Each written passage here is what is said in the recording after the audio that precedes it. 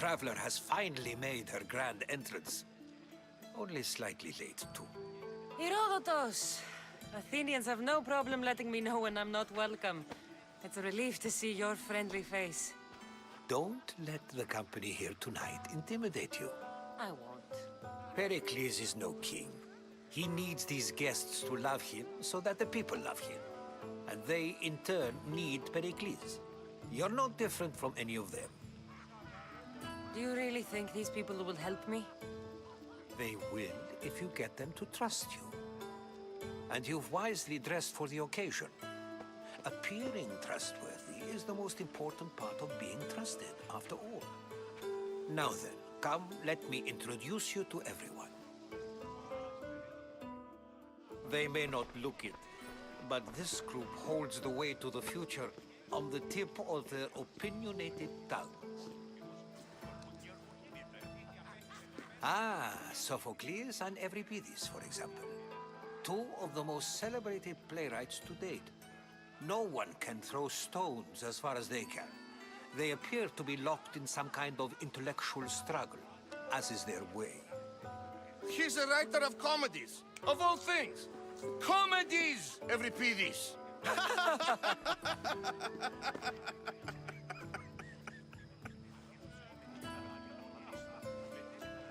I've heard of Sophocles.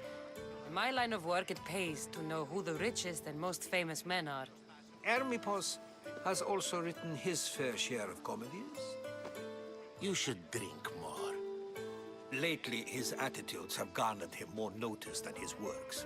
However, the fellow beside him, Protagoras, is a sophist worthy of as much praise as the great Socrates himself. Inviting Socrates seems like a good way to ruin everyone's night. I'm surprised they would let him in the door. Oh, don't let Socrates get under your skin. At least he wore shoes for the occasion. And the poor thing gesticulating like an ape is Thrasymachus. If you listen closely, you'll notice he and Socrates are actually arguing the same points. But the wind from his wild gestures deafens him to critique. That isn't at all what I mean.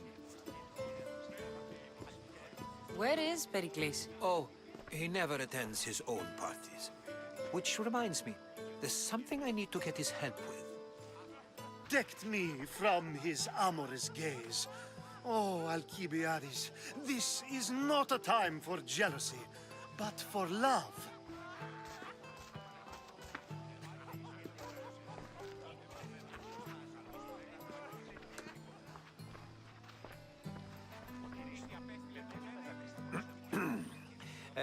Let's not use Alcibiades as an example. Be good and don't drink too much. So, tell me, what does a Misthios like you think of a party like this?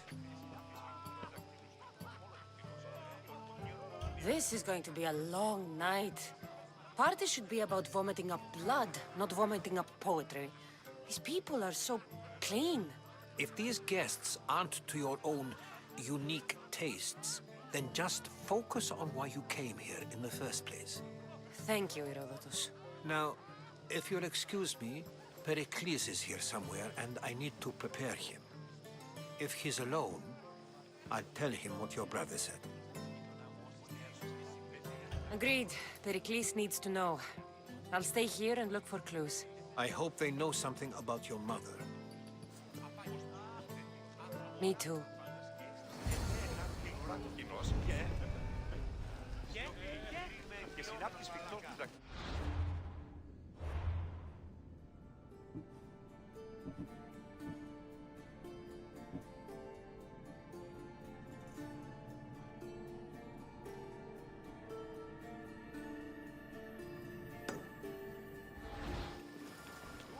Thank you for your help, my friend.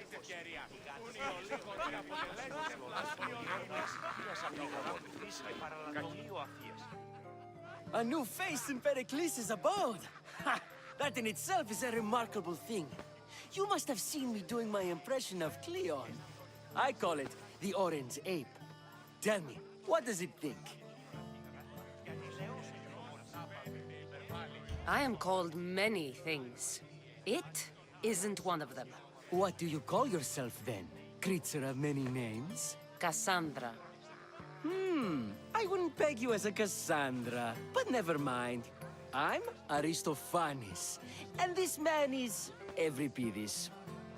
Oh, go on. Introduce yourself. I'm Euripides. For a playwright, you're not much for words. Good men lead quiet lives, as old Euripides likes to say. Don't you, Euripides? Call it the wooden board. The man is your host. Under every stone hides a politician, I always say. And Pericles is no different.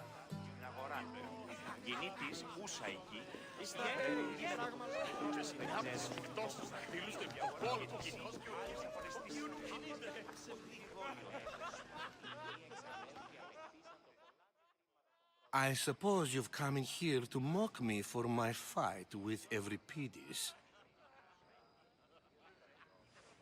I've seen lots of fights. That wasn't one. I really made a fool of myself this time, didn't I? I'm Sophocles, though I'm sure you knew that. And you are? I am looking for information that'll help me find someone. A Spartan woman. A Spartan woman in Athens. Sounds intriguing. Though, if you expect me to notice someone other than myself, you expect too much. You could talk to Euripides. He's the second most worldly man here. That pediculous Xanthodontus exophthalmic Morosov. But he doesn't talk without a drink. I have no idea what that meant. No, you don't. So we get him drunk and he talks. He sounds more Argive than Athenian. Impressive foreigner. Euripides is from Argos. All right. If nothing else, this party could use the help. You need to pick the right wine for this task. The kitchen should have what you need. Let me know when Euripides is done in, and I'll slip away unseen. How do you know Pericles? I believe you mean to ask me, how does Pericles know you? I'm the greatest dramatist in the land, mentor to Euripides, lover of Asclepios, father of theater, and so on, and so on. I'm sure it's a real honor to have you hiding in his kitchen. You're awfully worked up over Euripides. You sure you're just friends? I'm never just anything, foreigner. Though I confess, Euripides and I hold a bond deeper than brotherhood. Why he slams it with a banal young plaything, Aristophanes, I will never know. I'll get the wine. Wonderful. Now, if you want some friendly advice, Aristophanes cannot stand sweet wine. I've seen what it can do to him. Absolutely, horrifyingly delightful. It wouldn't be a party without someone losing their stomach. I'll let you... That arrogant playwright. I don't see many distinguished guests in here. Can I help you with something?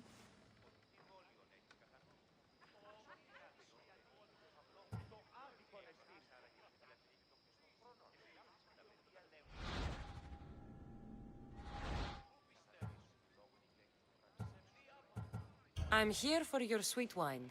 Yes, take it. But get out of my kitchen. I'm very busy, you know.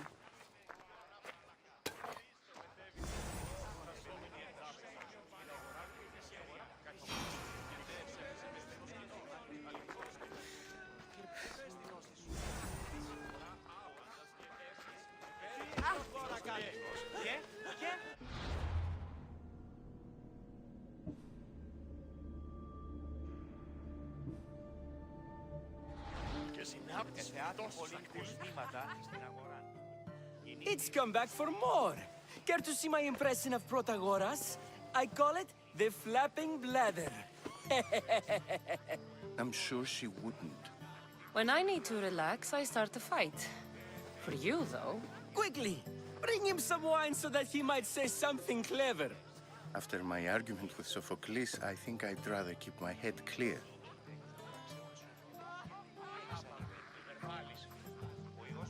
you and Aristophanes could both use a drink.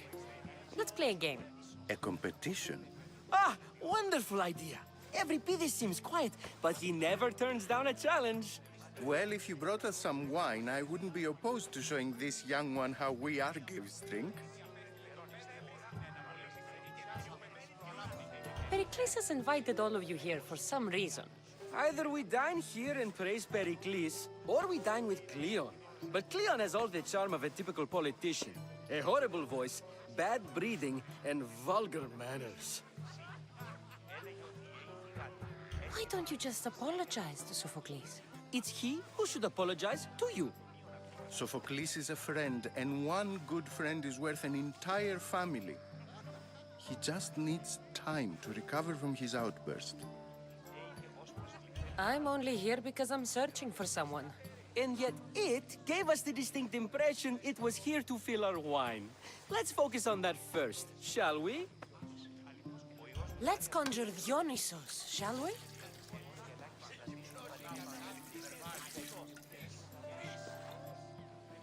This is pure swill. Amateur. In my day, this would be...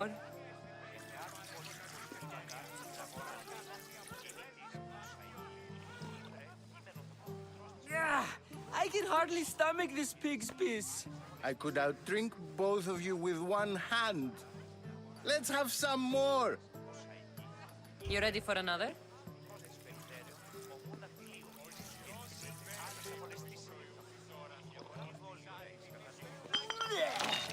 This wine is terrible.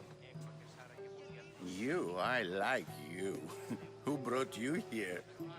I brought myself. I'm on the trail of a woman who fled Sparta a long time ago. Fled? Why? She lost 2 children. She had no choice. She fled to heal a broken heart. Euripides, write her into a play. I've heard Spartan mothers go to a sanctuary in Argolis to beg Asclepios for his divine pity. I should know, it's my home. After what she went through, I'm not sure she'd trust priests. Oh, then she sought my friend, Hippocrates. He's a physician, best of the best. He still keeps his office in Argos. If she went to him for help, there's no doubt he'd have given it. I love getting drunk and singing. Come back if you want to sing with me. I'll think about it. Hippocrates in Argos.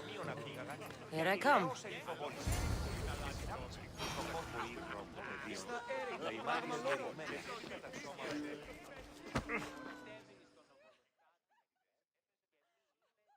How's Euripides? Drunk, I hope. You can stop hiding in here. Euripides won't notice you coming out. He won't notice anything. Hiding? Heed this. War has come to Athens. First they take our homes, then they take our heads. I intend to be found with at least my dignity intact. Or what's left of it anyway. If you see Pericles, tell him I said thank you for another colorful evening.